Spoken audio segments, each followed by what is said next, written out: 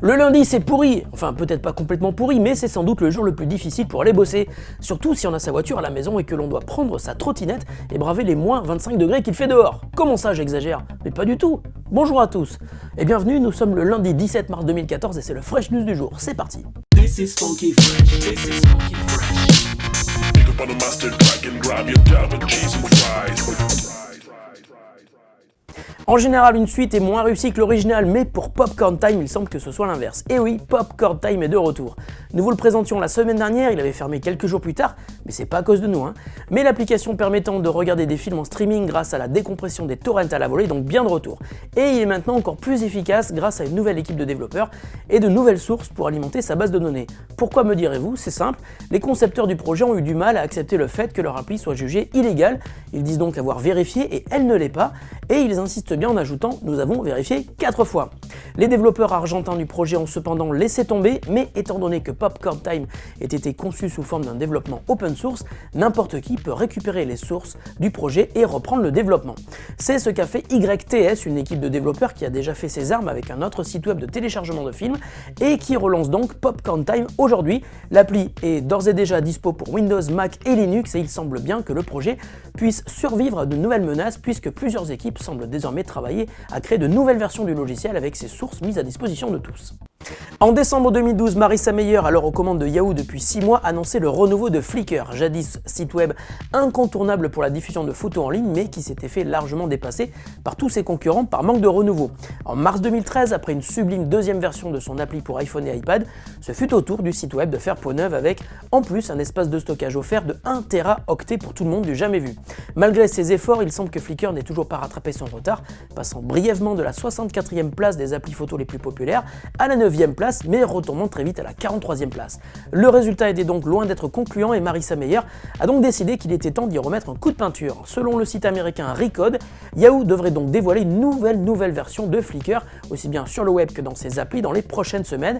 La place serait faite à la photo, on n'en doute pas, mais devrait nous en mettre plein les yeux, au dire de ceux qui ont eu la chance de tester cette nouvelle version. Attention, bienvenue dans la cabine d'essayage du futur. Voici une info qui va faire plaisir à toutes les filles qui nous regardent, mais aussi à tous les garçons, car on sait ce qu'il se passe quand vous attendez vos copines qui sont enfermées dans les cabines d'essayage. Vous vivez un genre d'enfer immobile, avouez que j'ai raison. La bonne idée du jour nous vient d'une start-up française, Bookbeo, basée en Bretagne et qui vient de développer une application permettant d'effectuer des essayages virtuels de vêtements en réalité augmentée. Donc, en gros, pour essayer des chaussures, des t-shirts ou des petits hauts tout mignons, même pas chers, en restant chez vous, c'est possible. L'appli permet également d'essayer des bijoux et le petit plus de Beochic, c'est le nom de l'appli, et de pouvoir acheter tout ce qui vous plaît dans l'application directement depuis l'appli, disponible sur smartphone et tablette. Mais pour concrétiser ce projet, Bookbeo a besoin de vous, les internautes, et a donc lancé une campagne de financement participatif sur le site Indiegogo. Ça démarre doucement, mais il leur reste 28 jours pour réussir leur pari de lancer l'application dans 3 pays, France, États-Unis et Japon, et proposer des vêtements de créateurs issus de ces 3 mêmes pays. Alors on va leur donner un coup de pouce aujourd'hui car l'idée de Bookbeo est excellente et préfigure avec certitude le shopping de demain, surtout si on continue à devoir rouler en circulation alternée. On vous met le lien du projet, allez les soutenir.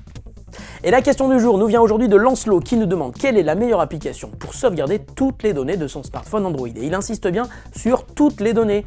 Et il a raison, car si par défaut vous pouvez sauvegarder votre config et vos applis téléchargés sur Google Play, la fonctionnalité classique de Android ne permet pas de tout conserver.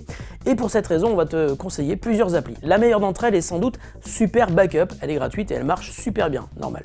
Elle sauvegarde ta config, mais aussi les données de tes applis, tes appels et tes SMS. Mais elle n'est pas la seule, notons également Helium de Carbone qui fonctionne conjointement avec une appli sur ton ordi, qu'il soit Mac, PC ou Linux. Et dans sa version payante, Helium propose de tout sauvegarder dans le cloud. Il est d'ailleurs compatible avec Dropbox, Box et Google Drive. Attention cependant, ces applis ne permettent pas de sauvegarder photos et vidéos, mais il y a une solution pour faire cela de manière totalement transparente en confiant la tâche à Google+, qui te permet de sauvegarder de manière automatique toutes tes photos et tes vidéos dans le cloud. Et pour finir, on peut aussi citer 2 applis qui permettent de faire une sauvegarde complètement, entièrement complète, excuse-moi, il n'y a pas d'autre terme, de ton smartphone, mais qui ont besoin pour cela de l'accès root, clock, work mode et TWRP. Voilà, avec tout ça, on pense que tu devrais avoir l'esprit tranquille. Fresh News, c'est fini pour aujourd'hui, on se retrouve demain pour de nouvelles actus toujours bien fraîches en provenance des 4 coins de la planète high-tech. Salut à tous et bonne journée!